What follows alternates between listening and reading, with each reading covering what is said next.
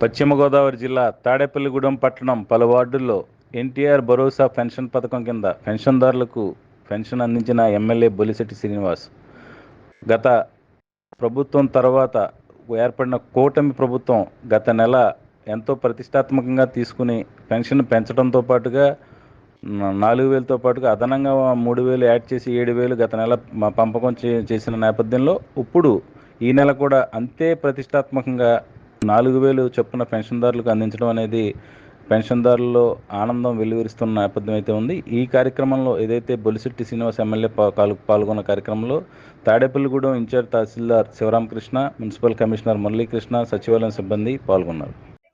కూటమి ప్రభుత్వం ఏర్పడిన తర్వాత రెండో నెల పెన్షన్ని దాదాపుగా 4,02,00,000 రూపాయలని తాడేపల్లి పట్టణానికి 83% ఆల్రెడీ కంప్లీట్ చేయడం జరిగింది. ఏ వాలంటీర్ల మీద లేకపోతే ఏం చేయలేకపోయాం. చాలా మంది అవ్వాతాతల మరణానికి కారణం ఈ కూటమి ప్రభుత్వం అని గాలి మాటలు చెప్పిన గాలి ముఖ్యమంత్రి గత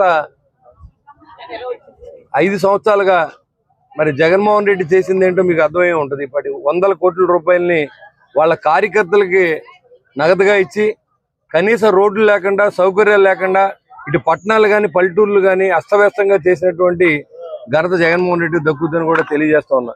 ఇవాళ మరి పెన్షన్స్ వాలంటీర్లు లేకపోతే ఇవ్వలేమని చెప్తా ఉన్నారు. మరి గడిచిన ఒక రోజులో మొత్తం అన్ని పెన్షన్లు కూడా ప్రభుత్వ అధికారులు, పురపాలక సంఘం నుంచి పట్టణంలోను ఎండిఓలు, ఎంఆర్ఓలు, సచివాలయ సిబ్బంది అందరూ కూడా పెన్షన్లు ఇచ్చే కార్యక్రమం ఆల్రెడీ 83% ఆల్రెడీ అయిపోయింది. తాడేపల్లి కాన్స్టిట్యూన్సీ అంటే 10 గంటలకు అయిపోయింది. అంటే మీరు 5 సంవత్సరాల నుంచి ఎన్ని కోట్ల రూపాయలని ఈ రాష్ట్ర ప్రభుత్వానికి కన్నవేశారనేది కూడా ప్రజలకి రేపు లెక్క చెప్పాల్సిన అవసరం ఉంది.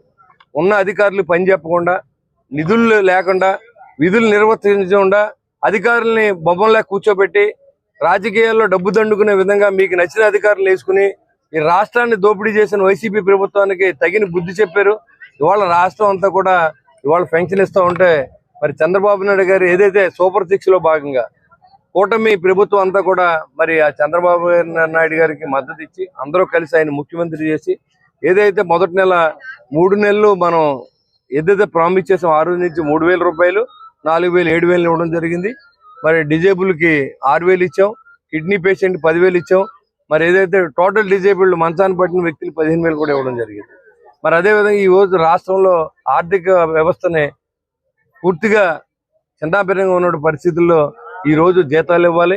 అదేవిధంగా సూపర్ 6లో భాగంగా ఇవాళ మనం ఏదైతే మాటిచ్చో దాన్ని 4,000 రూపాయలు పెన్షన్ చేసిన కార్యక్రమంలో కానీ మరి ఇంకా ఏదైతే టైటిలింగ్, ల్యాండ్ టైటిలింగ్ రద్దు కానీ ఏదో ప్రజలకు అవసరం ఉన్నవన్నీ కూడా మొట్టమొదటి ప్రయారిటీలు ఇచ్చి ఇవాళ అన్ని చోట్ల కూడా ముందు రోడ్లకి, పారిశుధ్యానికి, మంచినీటికి ప్రాధాన్యత ఇవ్వమని ప్రభుత్వం చెప్తా ఉంది.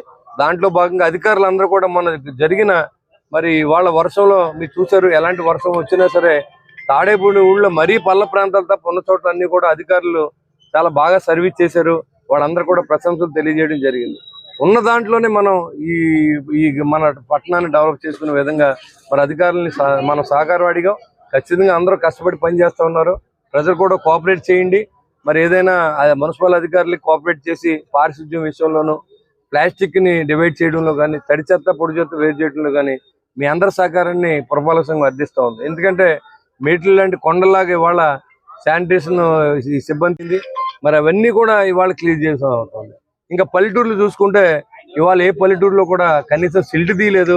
మరి ఏదైతే జగనన్న కాలనీలు అని పేరు చెప్పి మోసం చేసి 60 గజాలు 70 గజాలు ఇచ్చిన చోట్ల కూడా రోడ్లు లేవు, మంచినీళ్ళు లేవు, కరెంట్ లేదు. అస్తవ్యస్తమైనటువంటి పరిపాలన జరిగింది గత 5 సంవత్సరాలు కూడా. మరి ఇవాళ అన్ని కూడా మెరుగుపరిచే విధంగా పవన్ కళ్యాణ్ గారు సెంట్రల్ గవర్నమెంట్ సపోర్ట్తో, నరేగా నిధులతో, మరి ఎన్ఆర్జీఎస్ ఫండ్స్తో, అదేవిధంగా మరి ప్రజల సహకారంతో అన్ని పల్లెటూరుని బాగు చేయాలనే ఆలోచనతో మరి ప్రభుత్వం పనిచేస్తూ ఉంది. పవన్ కళ్యాణ్ గారి నాయకత్వాన్ని, అదేవిధంగా చంద్రబాబు గారి నాయకత్వాన్ని, మరి నరేంద్ర మోడీ గారి నాయకత్వాన్ని రాష్ట్ర ప్రజలు నమ్మారు.